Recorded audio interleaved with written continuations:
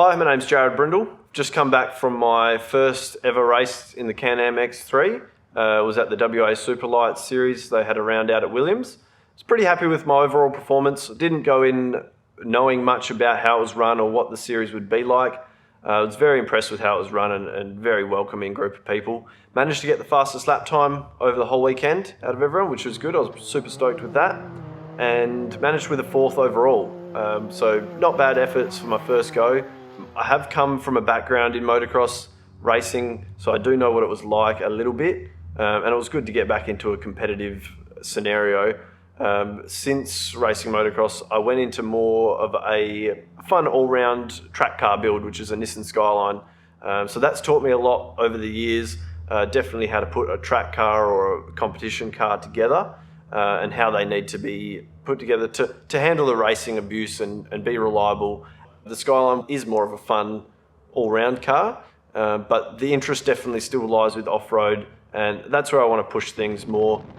The buggy itself is pretty ready for racing. I want to hopefully do every race of the WA Superlight Series next season if I can, and then hopefully move on and do some of the bigger events also, like the Gas Dash and the Kalgoorlie Desert Race.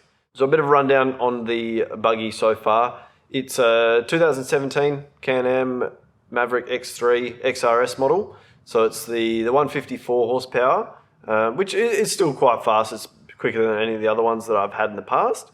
I would like to bump up the horsepower a little bit. I'll probably go to the 180 tune, save some of the clutching, save some of the fuel pump, and still keep it pretty reliable. The main thing I'd like to do is lift that power, the speed restrictor off there. It sort of tops out at about 130 or so.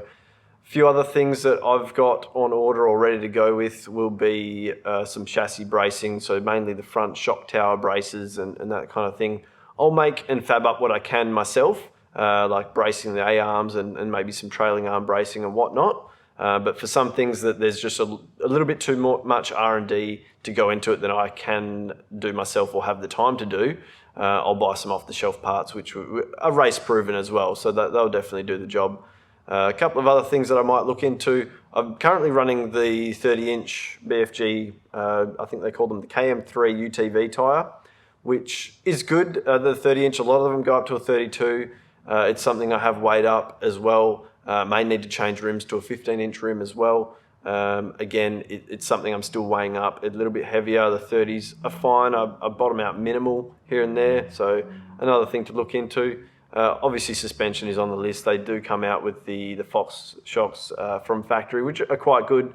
I've done a little bit of tinkering around with the compression and dampening and whatnot.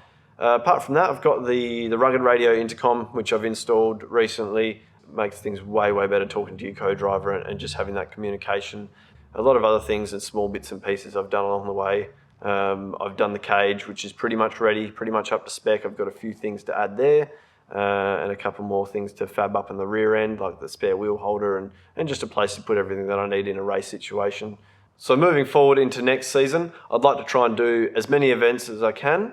While it's all good fun, I'd still like to be competitive. It is racing after all, so I would like the buggy to be as good as it can, as quick as it can, to try and have the best chance to put it up front.